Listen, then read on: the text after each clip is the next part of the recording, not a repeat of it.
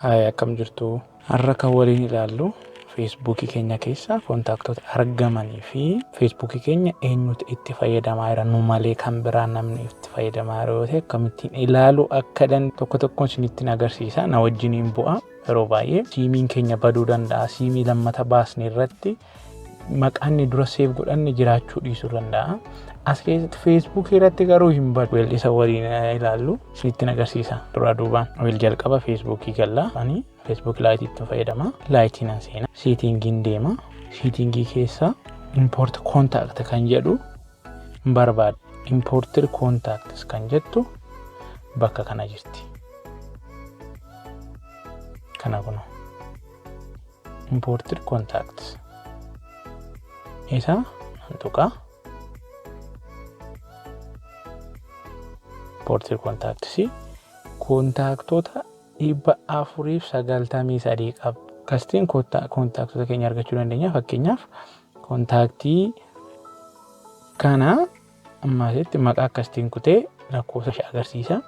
Guutummaa isaa ilaaluun barbaade yoo ta'e asii maqaa argadheera. Lakkoofsa isaa guutummaa immoo show contact information kan jedhu tuqa. Kun akkasitti lakkoofsa naaf fida jechuudha. Akkasittiin itti fayyadamuu dandeessu.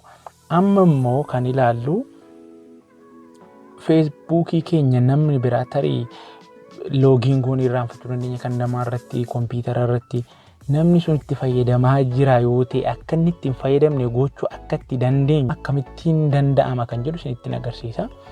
Jalqaban dhufna akkuma duraa seetingii seenna. Seetingii erga seenne inni dhufna security kan jedhu kuno bakkitti kana security and login kan jettu kan jala mure kana ishee irratti dhaqaata kuna jechuudha. Kuno where you are logged in bakka accountiin kun bakka feesbuukiin kun login itti ta'e agarsiisa jechuudha. Siimorii gaafa inni kun amma kan irratti baname jechuudha kan koo. Sirrii akkasii irratti kompiitara akkasii irratti biyya akkasii irratti sa'aatii akkamii akka ta'e naaf ibsa. Fakkeenyaaf kan hundumaa warraafan baasuun barbaadu ta'e kuno tokko tokkoon lakkoo tuqaa ishee sadii kana tuqaa kuno loogaa hojjechuu danda'a. Baakidhee akka itti fayyadamus nan danda'a. Akkasitiin fayyadamuu dandeenya.